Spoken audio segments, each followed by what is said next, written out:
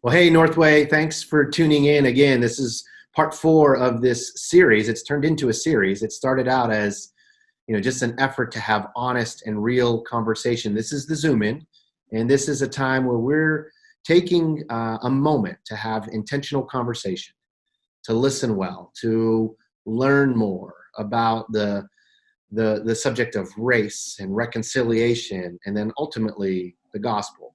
So I'm so thankful that you chose to take time and to listen and to use this platform to lean into the conversation and to learn and to continue to grow. I believe that's God's heart for us in this season, is to continue down this path and not stop or shy away or just try to mute it all, but to keep growing and to keep learning. And I'm excited that you're here today because I got a special guest for these next 35 minutes. This is my friend, Dan Owolabi. Dan and I worked together for, Dan, how long was it? A couple years? Yeah, it was probably 3 years.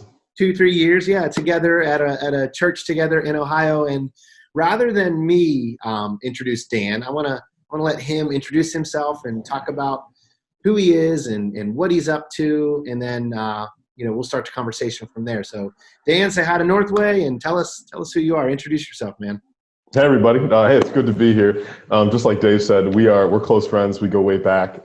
Had some very, very intimate years together, doing some pretty difficult projects together that turned out great. Glad to be here. Just kind of a quick introduction. I lead an international faith-based nonprofit called Branches Worldwide. What we do is we work with 30 different leaders in 30 different countries, and the goal is to work with them for 30 years.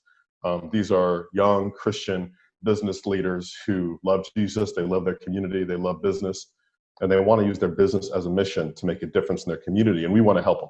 So we come alongside them, we give them resources, relationships, a larger network to help them grow their business, and then eventually impact more people in their community. So that's a lot of fun. That started about 2 years ago, Branches Worldwide, and it's been going strong. So ton of travel, ton of fun. And then I just wrote a book called Authentic Leadership. That's incredible. It was exciting. I'm so pumped that you wrote a book. You have more books in you, Dan. I know you do. Well, you and I talked a long time ago about what it might look like to write one. And so it's fun to check that off the list. Tell us about the book, because I definitely want Northway to definitely check out Branches Worldwide. So that's branchesworldwide.com, I'm assuming? .org. Okay, that was taken. .com was taken. I love that. That's the world we're in right now. You got to pivot to .org or .net. But then tell us about the book, right? Give us a plug for it. Yeah, so the book is called Authentic Leadership: How to Lead with Nothing to Hide, Nothing to Prove, and Nothing to Lose. And it comes from the experiences I've had working with Christian leaders. Now, as a pastor, Dave, I think you can understand this, that leaders will often tell their pastors things that they won't tell anybody else. I mean, they'll tell you things that they won't tell their wife, just because it's like one-on-one, or they won't tell their husband. And so what I learned over the years of working with pastors for about a decade, or working with leaders for about a decade, is that leaders oftentimes deal with a real crippling sense of insecurity, particularly when you get an increase of responsibility. Like either your platform grows, your business grows, you get a promotion, you start a new business, something like that. But your platform grows, and suddenly people feel like they have something to hide, something to prove, or something to lose. Wow. And those are the things that just really kind of eat your lunch as a leader. And so what I do is I take some of the experiences that I've had, some things I've read in scripture, and what I try to do is I try to help leaders develop an authentic sense of confidence. And what I learned, though, is that authenticity is a potent antidote for insecurity. The more authentic you are, the less insecure you feel. And so what I try to do is I try to help people become authentic leaders that way. You're good at that, Dan. You certainly sharpened me as a leader. Dan is, I miss Dan. We got to know each other. Like he said, we worked on a campus launch over the course of a year, and then seeing it off the ground, and the campus is up and running and thriving right now from everything that I hear. And Dan's a fantastic speaker. So I love hearing Dan speak because his insights and his he captures things in a just a tight phrase. You hear him do that there a little bit, but on the backside of it, Dan is one of the most inquisitive and best question askers that I've ever spent time with. Dan, you never ended asking questions. You were always going to another level and asking it from another angle, because you're like a phenomenal learner. You model really well what it means for leaders to be learners and to be listeners. So thanks for pouring that into my life and challenging me to continue to ask questions and to continue to learn. And that's some of what this conversation is all about. It's taking time to see and to empathize and to know and admit that our own perspective isn't the only perspective. There are other people seeing and experiencing life differently than we have. And I want to get at a little bit of that with you in this time. So Dan, you've been all over the world. You've been in a lot of different organizations, and I think there's a thought out there that racism, or this topic of racial injustice, or right now it's a fight for racial justice, right? And again, it's a fight that has been going on for a while. Now it's in the forefront, right? We're really seeing it. Well, how would you respond to someone that might say, like, racism isn't really real, or it's not that big of an issue? Have you experienced it, and maybe talk a little bit about that sort of sentiment?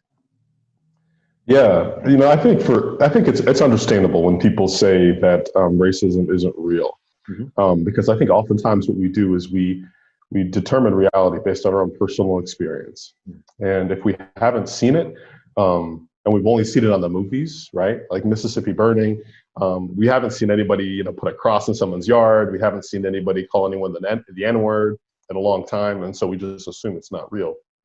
I think what we're finding today is that racism is a little bit more pervasive than we thought.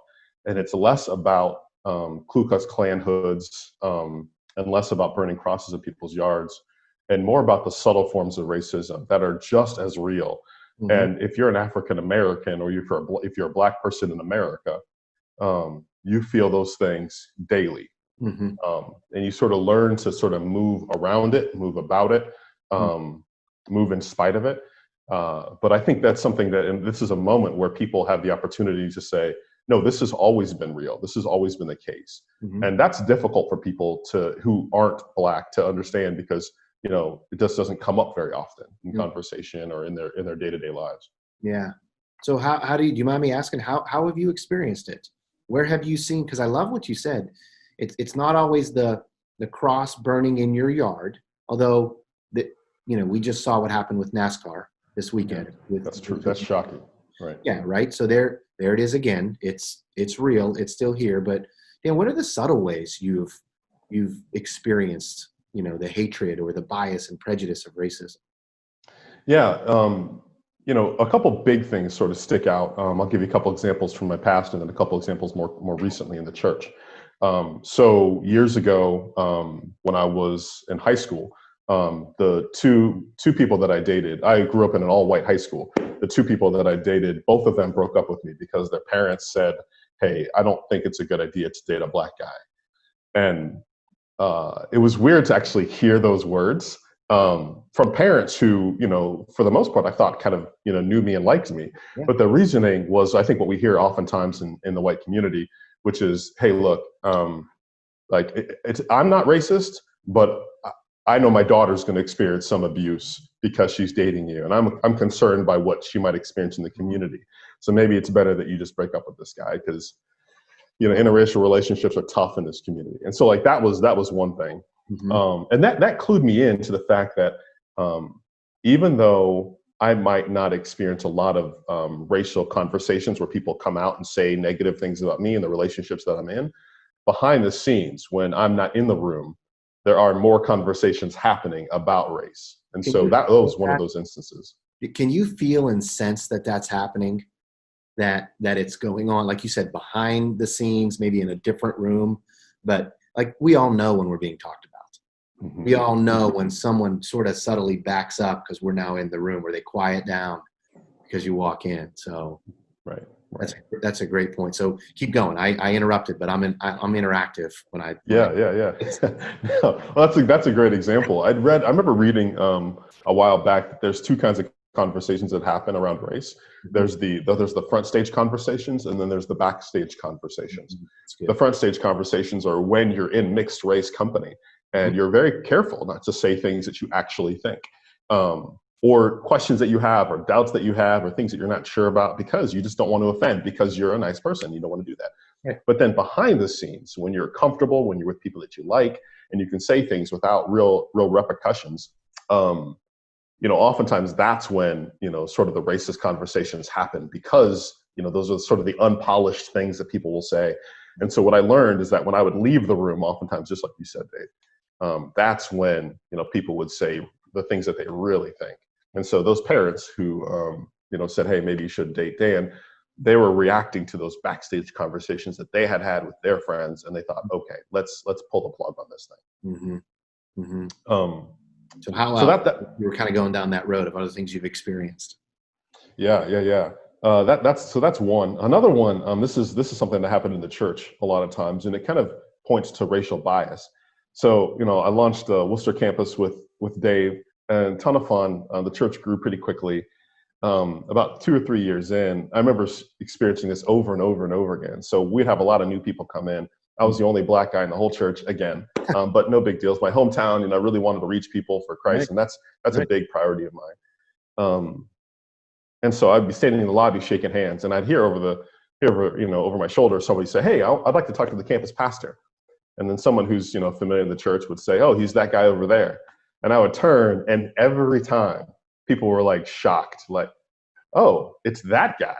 Of all the people here, I would see it like week after week after week, which told me that there's a natural bias against seeing African Americans and Black people in leadership positions. Mm. And what I'm learning is that implicit bias is really sort of the underlying sense of racism that we see in our community, where it's just hard to imagine in our day-to-day lives a Black person in authority and doing a competent job, right?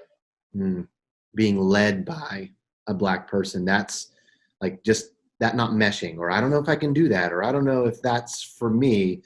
You're saying there's something behind that sentiment, right? Did you have people love the church but not stay because of that issue? I'm sorry. Yeah. People would leave for reasons that it was hard to put my finger on.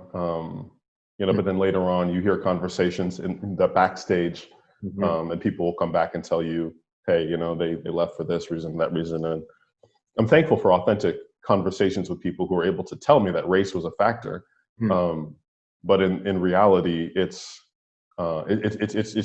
frustrating because you want to help people, but race gets in the way sometimes. Yeah. So you're now traveling the world, and I mean the world, not just, you didn't just go to Canada, right? You're going halfway around the globe. I mean, you're logging some miles. And are you seeing this same issue worldwide, or just sort of America? I mean, I know that's a big question. I know you can't necessarily speak on behalf of the whole world, but what have you seen? What have you experienced? Yeah. I have. The answer to your question is yes and no. Yes, I have seen it abroad. For example, Costa Rica and Nicaragua are two countries side by side, both Spanish-speaking countries. Turns out Nicaraguans are a little bit poorer than Costa Ricans. Turns out Nicaraguans are a little bit darker than Costa Ricans. When Nicaraguans go to Costa Rica, they feel distinct discrimination. Wow. People don't want to go to school with them. People don't want to live in their neighborhoods. And so you see that happening. 2020, I mean, it's modern day. You see that happening. Yeah. The difference, though, is that Costa Ricans never had Nicaraguans as slaves. And so it's just, there isn't that sort of like long-standing history of systematic subjugation, And so what you see then is like, in America, it's just this deeper sense of like visceral frustration. And even though it's there in other countries and other places, and it's still just as sinful, it's deeper and it's much harder to admit to in America than it is in other places. Mm. What do you think? I mean, talk to us about the gospel. What is, I mean, you were a pastor and you have an evangelistic heart and you love to see people follow Jesus. Where do you see the gospel intersecting with the fight for racial justice, and maybe not just Matthew, Mark, Luke, and John are the gospel, but all of scriptures? What do you see there? Yeah. There's a couple ways to look at it. I'll tell you how I look at it, Dave. I think for me, I see my job on this earth as my primary mission on this earth is to bring people closer to Jesus. That's what I'm focused on. And so what I realize is that racism, sexism, any sort of discrimination is still sort of under the larger umbrella of sin. Mm-hmm. And so Jesus is always the cure for sin. And so if I can do whatever I can to build relationships that bring people towards Jesus, that'll take care of racism and all the other isms at the same time. And so my goal again and again is to come back to Christ. The challenge, though, today is that there are mature, well-meaning Christians who have a difficult time seeing that racism is even part of their lives. And so then what you do is you have to enter into a pretty difficult conversation that's not just about sin, but it's about the specific ramifications of sin and helping people understand, like, look, I'm not trying to get in your business. I'm not trying to accuse you of anything that you believe you haven't done. I'm just trying to point out to you the fact that there are sins that you might be committing without knowing it. I just want to help you understand what this looks like. Mm-hmm. And so those are the things that I think are really difficult when you're talking about the gospel. But ultimately, it comes back to Jesus, because it's Jesus's job to heal the human heart. You can't do that with legislation. You can't do that with protesting. You can't do that with 1,000 videos of people being beat up by police and killed by police. You can only do that with Christ. Right. And so that's where I believe the church can really step into this conversation and provide some real healing. Yeah. And I love how you say that, because I'm there. Our ultimate hope is found in Jesus, right? And that's the call of the church, and not just the church as a building, but all of us, like the followers of Jesus who make up the church. And yet, I know you're not saying this, but legislation, it is important, and protests and speaking up, especially peacefully. That's what I would advocate for. I believe you would too, right? Peaceful demonstrating and speaking up. Those are important, but at the end of the day, the real solution comes from the heart. And I love it. I love what you said. Jesus is the only one that changes hearts. And yeah, and that's why what you're doing is so important, Dave, because when I have a conversation with a white person about race, it's really difficult for a white person to see themselves as a race, right? And B, the conversation is filled with tension, because people are difficult. The conversation is difficult because people are afraid of offending me or offending someone of color, and they want to be nice. But you have the opportunity, and this is why I love what you're doing. You have the opportunity to enter into a conversation and create a safe space for people to say what they know, what they don't know, what they're concerned about, what they're mad about, because you have a platform. And I appreciate the fact that you're doing this. This is huge. Well, I appreciate you being willing to jump in here. So I know you probably didn't want me to say this, but you're on vacation this week, and you willingly gave time to do this. So Northway appreciates you, Dan. Like you do mention, I have heard it sort of described as a metaphorical minefield of, I don't know what to say. I don't know if this is going to be offensive, or am I going to end the conversation because I said this phrase. How do you navigate that? And what would you say to me if I'm saying, like, Dan, how do I talk about this? How do I engage someone? And if I want to have a conversation and learn, what should I say? What shouldn't I say? And I know that's loaded, so no, it wasn't in the pre-interview. So no, it's a good question. I'll give you an example. This happened to me the other day at the gym. So ever since Ahmaud Arbery was shot, I've been getting a lot of conversations, a lot of text messages, a lot of people stopping me.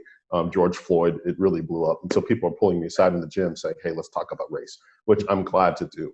One woman came up to me, and Dave, I kid you not, in the span of probably 5 minutes, she said like 12 racist things. I mean, it was just like bam, bam, bam, bam, bam. I know. And she said, I don't understand because of this and this. And she's like, they're all, and she's just saying all these things. But, two things. One, I love her as a sister in Christ. And so grace is extended anytime somebody wants to be honest about the way they feel. So that's my posture. The second thing is, and this is something that I would tell you to do, tell anybody to do. She prefaced it with the whole conversation with vulnerability. And she said, I'm trying to understand this. And I know I'm going to say this wrong. I know I am, because I know I'm just getting into this. But I feel like we have to start having a conversation before I can learn anything. And then she just said all those things. And so, I was able to nod and point and say, hey, this is good. And, this is something that I'd pay attention to. And maybe I wouldn't say it this way. And a couple of days later, she came up to me in another class. She came up to me and she said, hey, Dan, I said a white woman thing yesterday. And, she picked out like one of the racist things that she said. She's like, that was a racist thing, wasn't it? And I was like, yeah, it was. And she's like, okay. I'm getting better. So, things like that sort of move the ball down the field really when you're vulnerable and honest. Yeah. And grace needs to come from both sides, right? That's a call as followers of Jesus, grace and truth, both, not either or, but both, right? And do you feel like we're making progress? Like, I don't want to be the guy in the middle of this heated fight, but I am curious about that, because that lady, she came back to you and at least took a step. Do you see and sense some measure of progress? Yeah, I do. I see awareness. I see that people are starting to empathize, and they're starting to say, okay, maybe the experience of somebody else is maybe equally as valid as my experience. And so people are starting to believe. And just like anything else, the conversation is developing and growing. I'm concerned because, members of the Black community oftentimes aren't extending enough grace to our white brothers and sisters who are in progress, who are growing, just like we are in progress and are growing. And so for you to grow and get better, there has to be margin for you to make mistakes and say the wrong thing and maybe go through moments of denial and then come back around and realize that you're wrong. All that has to happen within an ecosystem of grace. And so I see things moving. What I'm interested is seeing my Black brothers and sisters in Christ stepping forward with a louder voice, saying, "Hey, we get that you're working through this, and we want to help you work through this with compassion and calm and clarity, and help you see this as a reality, but also help you see that you're in progress and give you grace along the way." That's what I think needs to happen. And at the same time, for white brothers and sisters in Christ to yield to, like right now, I would want to yield and say, hey, show me, because I don't know. I want you to show me. I need you to tell me where I misstepped or misspoke or where I need to grow. It's this Ephesians mutual submission, right? That's not just in a marriage.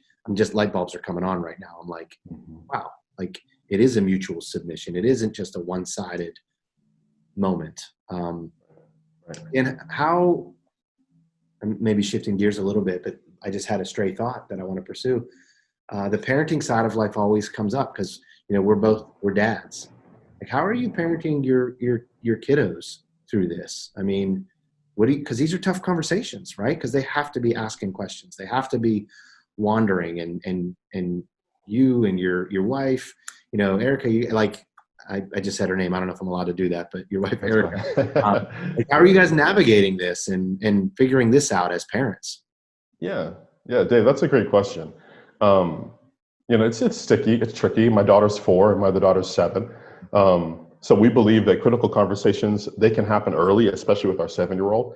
And so what we've done is we've tried to couch the whole conversation in race in the same way that we would couch any sort of conversation about oppression or somebody, hurting you. Ultimately we say, hey, look, there are people out there.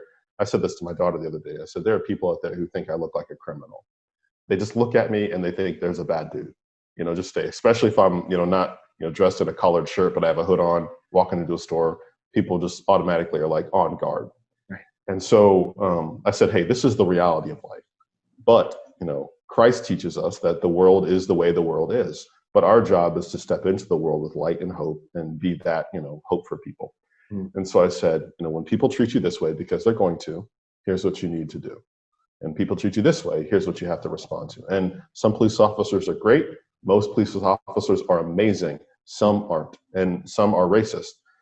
But it doesn't change the fact that Christ has called you to love them anyway. Mm-hmm. And so just being able to talk about reality, but also talk about your responsibility as a Christian at the same time, that's been really helpful in our conversation. And we've also taken them to rallies. There have been protests here in Worcester, peaceful protests, and had her talk to different activists and say, hey, why are you here? Just to get her exposed to that, not to get her all rallied up and angry, but just to help her understand, like, if you're frustrated with things that are happening in the world and you don't have a very clear way to make change, protesting is a good way to do that. It's okay to do that every now and then. Yeah. What do you feel the sentiment is of the protests? So they're in Worcester, Ohio. So just so everybody knows, it's not Worcester, it's Worcester. They're the right. paintbrushes that you likely use. They're really good paintbrushes, right? Worcester, yeah. Ohio. That's my paintbrush of choice. Just by the way. Thanks for buying our products, man. Yeah, sure. I hope you get a cut of that. I don't know if you do. So what do you think the sentiment is at the protests you've been a part of? Because there are protests in my neighborhood, in suburban Pittsburgh. I'm not downtown. I'm in suburban Pittsburgh, and right in my community, my development, there have been protests. And what do you feel the sentiment has been, and the heartbeat of that demonstration has been? Yeah, I think it's been positive. Honestly, when I walk in, people are smiling. They're excited. They feel this is a moment and they want to be a part of it. Mm-hmm. I was at a rally just this last weekend at a march, and police officers marched with us. Wow. And at the very end, when people were giving speeches, big round of applause for the police chief, big round of applause for the mayor, recognizing that, if we call them, they will call us back. They'll respond. They're listening. And that kind of posture of, police chief is white, mayor is white, that kind of posture of empathy has gone a really long way in helping people feel like there's no need for violence. There's no need to be upset because we're heard. Even if we weren't heard, there'd still be no need for that. But that's, sort of that natural sense that diffuses that sense of anger. Mm-hmm. Yeah. Yeah. And I mean, I guess we touched on the police angle just a little bit here, and that's so hard, right? Because like you said, you have police officers in your community there who are listening well, and they are like standing together. I think that word "together" is so important. I look at this through the lens. I have a family member who is a police officer in New York City, and I know from talking to him, he has put his life on the line multiple times on behalf of lots of different people, and yet we see the narrative and we see the reporting that there are some that acted evilly, right? They acted in ways that are sinful and grieving the heart of God. And how do we navigate that? Because I don't want to lump all police officers as all are evil and all are. You can't do that in any section of life, right? There's evil pockets everywhere. And what do you say about all that? Yeah, well, I definitely empathize with police officers right now. If you're a police officer who's just doing your job day in and day out, and you really do care about people in your community, black or white, you just got hit by a sort of a big brush of negativity, right? And people are just painting you as evil. And so what you're experiencing in your life is unfortunate, and I feel for that. That's important to point out. I would also say, though, that I think police officers inherently understand that they have a really high degree of responsibility in our society. Police officers know more than anybody that we are just one or two steps away from anarchy on any day of the week. We're much closer than we think. And they talk about the thin blue line. They really do kind of hold it back. In that same way, police officers have more than anybody in our society. They have the ability to take your life and to take your freedom if the moment sort of justifies it, right? Without repercussions. And sometimes, that's important. Sometimes they need to have that responsibility. If they have that responsibility, they also have the responsibility to examine their own racial bias and examine moments when they might not feel like they're acting out of malice, but they might be acting out of some sort of bias towards race and other, sort of other ethnicities. So it's super critical for police officers, even though they're going through a difficult time and even though it's tough, to pause just like the rest of us and do some soul searching and ask, like, do I view one race a certain way over another race? And this is something I should work on, because ultimately when it comes to policing, police officers are the ones, I believe, that should be sort of the most compassionate people. They should understand more than anybody, what it looks like to treat races equally. And they should strive harder than anybody to do that, because they have the power to really end someone's life if the moment calls for it. So there's not a lot of, there's not a lot of margin for error when you're a police officer. And so it's really important for them to get it right. Yeah, that's really well said, Dan. Thank you. So I know you played basketball. You're a huge basketball guy. So I remember, this is personal, but why not? I remember we were in Atlanta, and we were staying at a coworker's in-laws house, and they had like an old basketball hoop, much like you would see like a 40-year-old hoop. And I loved Dan was like dunking on it. And I'm watching. I didn't say anything because I'm like, this whole thing's going to come down. It didn't look like it was meant to be dunked on, but here was coming up. I just always laugh at that. Like anytime I see an old hoop, I just picture, for whatever reason, that memory of like, I really thought this hoop was going to come down on you. Anyways, where was I going with this basketball hoop? Oh, curveball. You like basketball. I'm a baseball guy. Just maybe not throw it too much of a curveball, but when you thought of us having this conversation, is there a question I haven't asked? Is there something that you thought, I wish we talked about this, or here's a good thing to be like cued in on, because I don't always have all the questions, and maybe you have one that you're saying, here's a good angle to keep going on. Yeah. So I alluded to earlier, I'm glad you're asking that. I alluded to this earlier. I work with mostly white people on a day in and day out basis. So we have conversations about race now more often than not. Just the other day, I had a conversation with a coworker where we took a look at a video where a man was shot just in Atlanta. I think just this last weekend. And we're in a position where we can see almost every second of the video, the moment when he's pulled over to the moment when he's actually shot. Like you can see everything. Yeah, I've seen. And so it's incredible. And so the average citizen has the opportunity to watch what's happening. And as we're watching it, we realize two things. Number one, it's messy. There's a couple things that he should not have done that he was doing, the man who was shot. And then there's a few things the police officer didn't have to do that he did.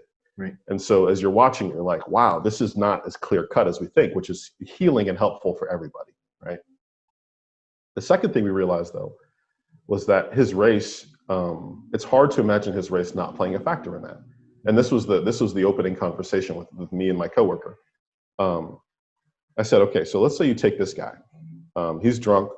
He's really messed up. He's resisting arrest. And then he runs away, and the police officer shoots him. Police officer's justified in it. It makes sense.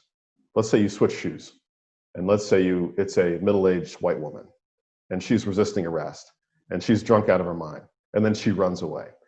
Are the chances higher or lower that she's going to be shot compared to a black man? I hear you. And we went back and forth, and we're like, you know what? The chances are much, much lower that she's going to be shot. I mean, you take a teenage woman, you take so you just sort of switch, same situation, right. Switch gender, switch color. Yeah. And suddenly you start to see that maybe there is a malice in what's happening, but sometimes there's a little bit more of a readiness to inflict the maximum degree of brutality that you can to kind of mitigate a situation. And so that was an eye-opening conversation for both of us, because we were thinking, okay, like oftentimes it's not out of hate. It's just out of just bias, one way or the other. And bias is that thing that it happens in a split second, and it influences if we fight, flight, or freeze. If I speak up or if I shut up, if I move toward or move away from. And I hear you clearly that we have to continually examine the biases in our hearts and have the gospel shed light on how they should be angled. Not necessarily the media or two guys having a conversation even. It's really, I heard it this way, and this is what I've been challenged with, is do I read the scriptures or do I invite the scriptures to read me and affect and change my heart? And I hear you saying that. So yeah, absolutely. I miss working with you. I miss being around you. I'm telling you, like you're so wise, and I don't know if I can say beyond your years now because we're not.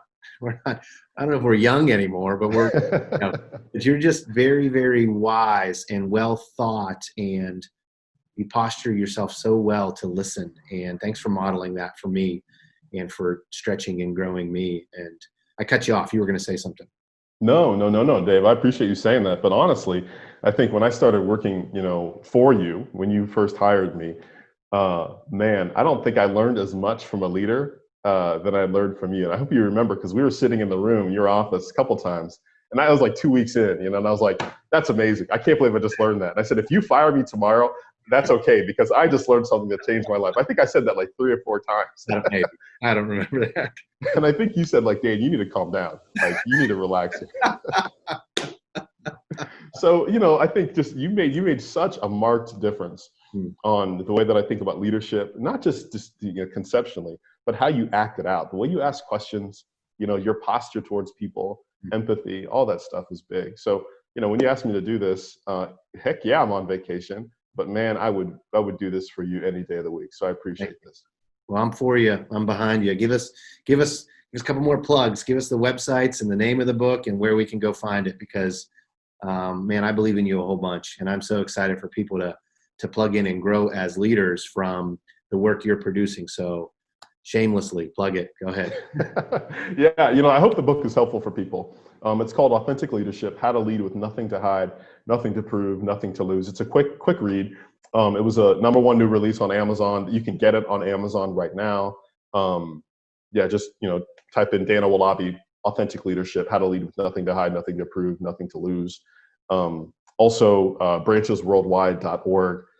We are on an unbelievable mission to impact 30 leaders in 30 countries for 30 years. And it's a different way to do missions, but I believe it's a much more effective way, because those leaders in the countries are going to make a huge difference, a difference that we can't do if we sent missionaries, sent teams, sent whatever. Working with people on the ground to help them change their own communities, that's the way to go. So I'm really proud of what we're doing and proud of what's next. Awesome. Dan, thanks for your time. Thanks for your words. Thanks for your heart. And Northway, thanks for tuning in. Thanks for taking your time and giving your time to this critical conversation. May it never end.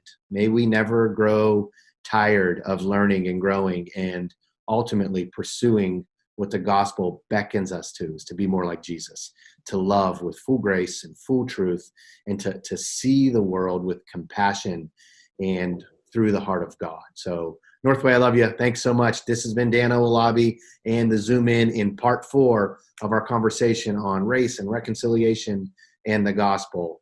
Till we see you again, stay safe and stay healthy. Take care.